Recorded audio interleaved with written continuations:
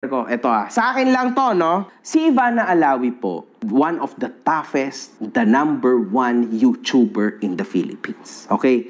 Siguro si Raffy Tulfo lang yun nangunguna sa kanya. Ito para sa akin, mga kahombre ko. No, di ba? We all know na si Ivana ay mayaman even before. Di ba? Alam niyo yan, yung father niya, di ba, lumabas sa TV. So, meron siyang mansion or parang castle sa ibang bansa. So, she's quite rich already. Pero tanggalin na rin lang natin yan, mga kahombre ko. Doon na lang tayo sa Ivana ngayon. Ivana is the biggest YouTuber in the Philippines, no? Ang problema dito, mga kahombre ko, papaano mo masasabihan si Ivana na parang ngarag na ngarag siya sa pera? Tingnan nyo naman po ang views ni Ivana, mga kahombre ko.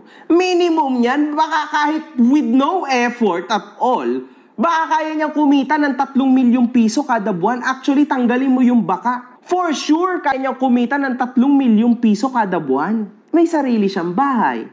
May sarili siyang mga sasakyan. For sure, may investment.